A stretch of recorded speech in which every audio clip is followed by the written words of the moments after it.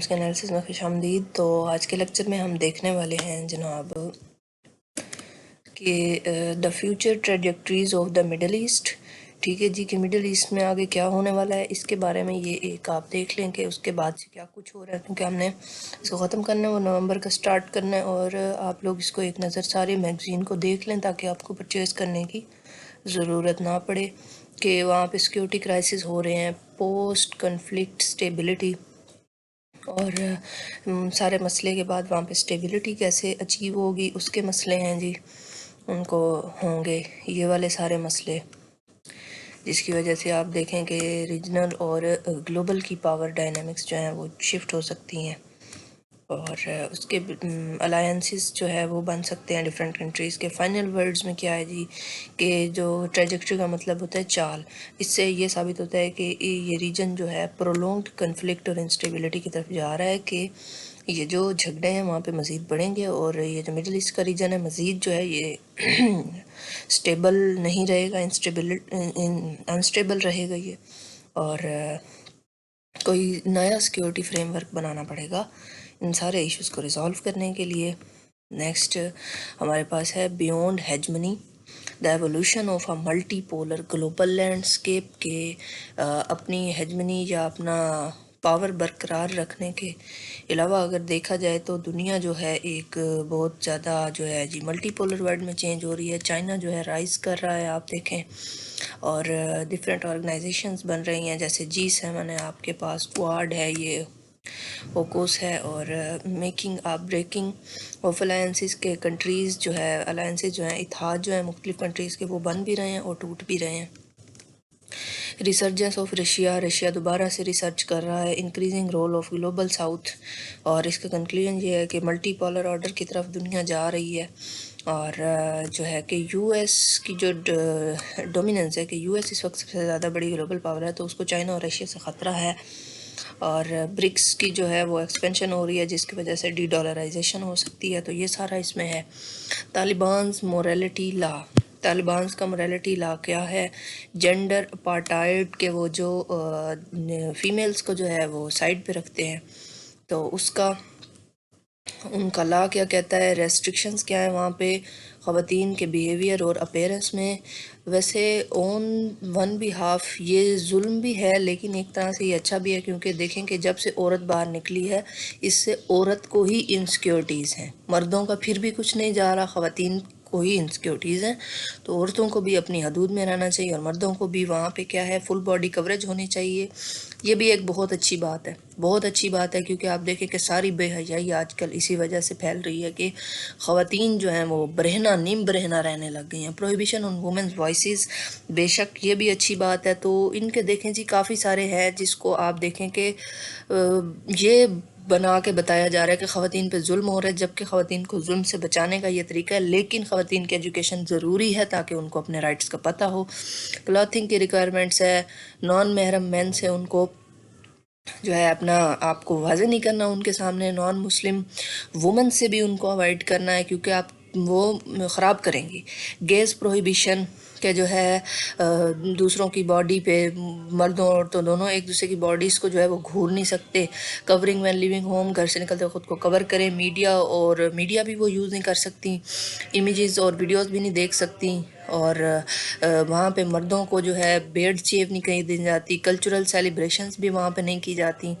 तो ये किस तरह से इस सब को इन्फोर्स किया जाता है, इसमें ये है हर किसी की अपनी राय होती है, ठीक है। तो पब्लिक ट्रांसपोर्टेशन और म्यूज़िक बैंड्स हैं वहाँ पे, देखा जाए तो it's a good thing, but आजकल की जो जनरेशन है वो इस चीज़ को नहीं पसंद करती। प्रीवियस स्ट्रक्चर्स और पहले इधर क्या होता रहा है वो सब बताया हुआ है, और एडिशनल प्रोहिबिशन है, टेप रिकॉर्डर्स और रेडियो भी नहीं चल सकता वहाँ पे। लेकिन एक लिहाज से आप देखें कि अगर ये सब नहीं चलेगा तो वो टेक्नोलॉजी में पीछे ही रहेंगे, और वो हैं भी सही।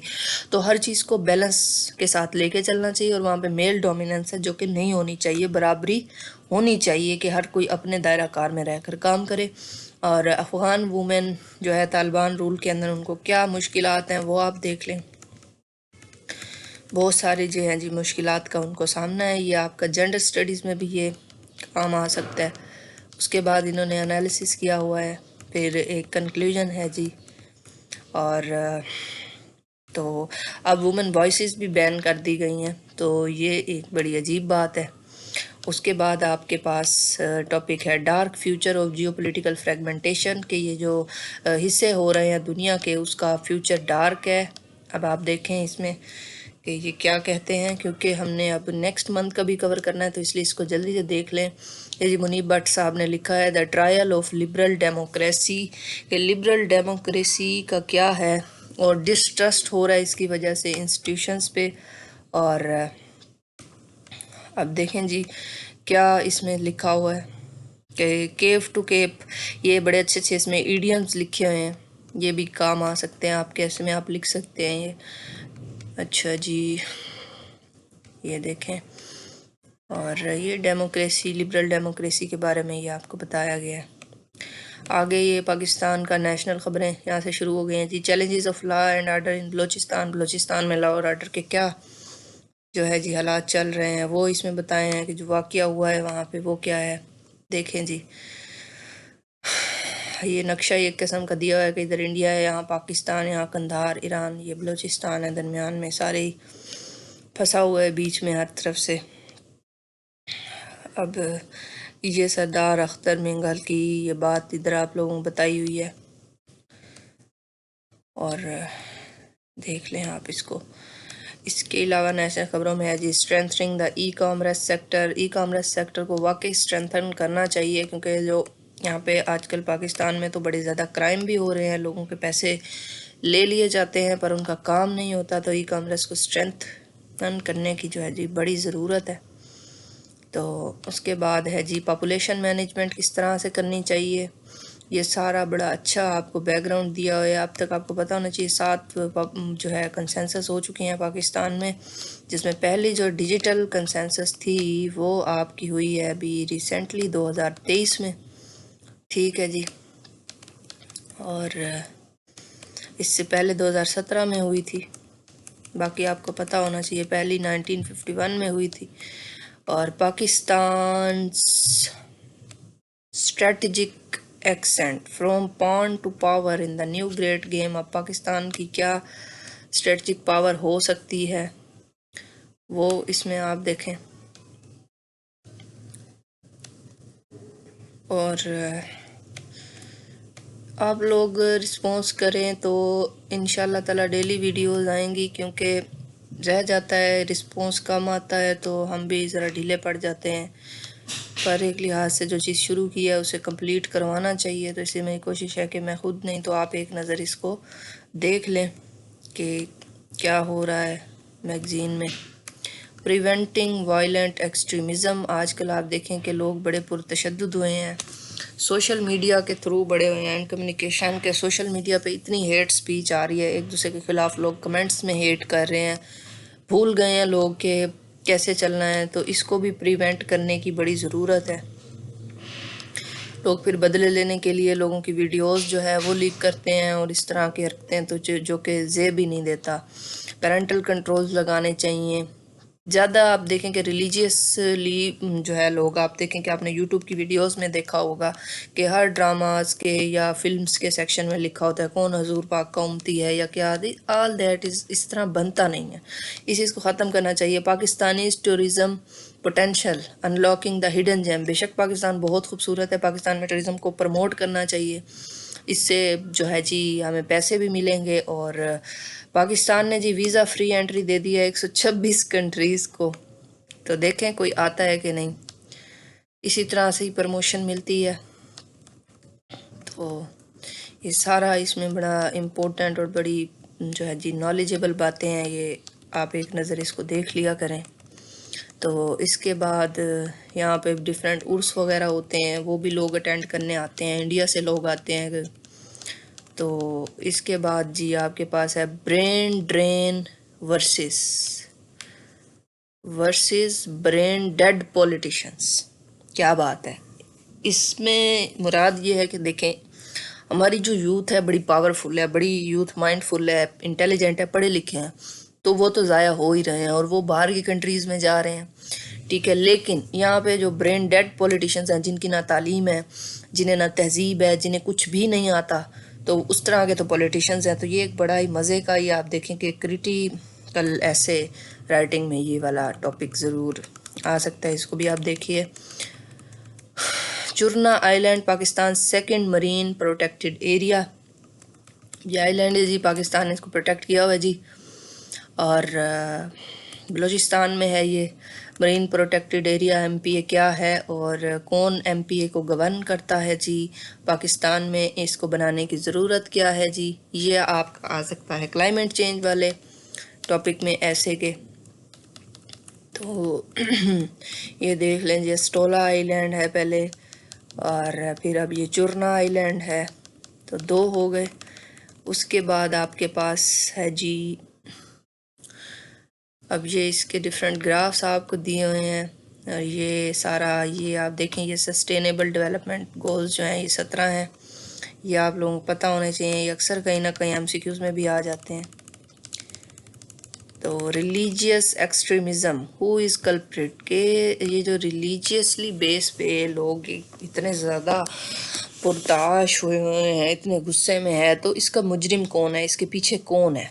तो अब इसमें ये एक बड़ा अच्छा आपको व्यू मिलेगा।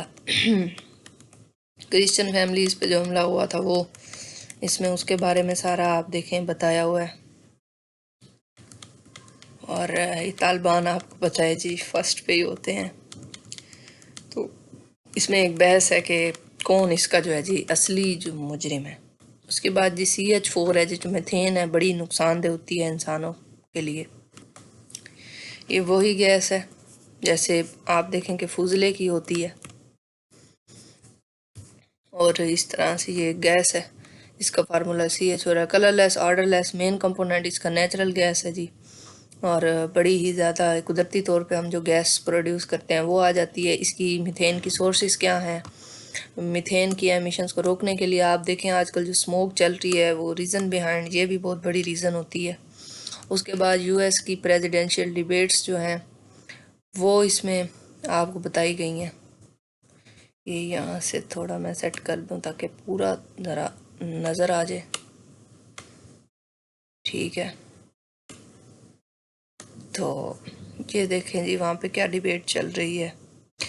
इसमें आप देखें कि है इनकी इमिग्रेशन की, अबॉर्शन की, ये सारे रूल्स ये वहाँ पे डिस्कस हो रहे थे। इसके बाद है जी इन स्ट्रेट घाट, इंडिया सेकंड न्यूक्लियर सबमरीन। इंसरी घाट इंसरी घाट ये इंडिया की जो है जी दूसरी न्यूक्लियर सबमरीन है माशाल्लाह से। तो 6 कंट्रीज़ जो है न्यूक्लियर सबमरीन्स ऑपरेट कर रहे हैं। पाकिस्तान इनमें नहीं है, पहले नंबर पे यूनाइटेड स्टेट, फिर रशिया, फिर चाइना, फिर UK, फिर फ्रांस, और अब जी इंडिया भी इसमें शामिल हो गया। तो ये बड़ी मज़े का टॉपिक है। उसके बाद ये आई हैं जी आमना खावर वड़ाइच, ये इन्होंने जी PMS पास किया है। ये इनके इंटरव्यूज़ बड़े मज़े के होते हैं।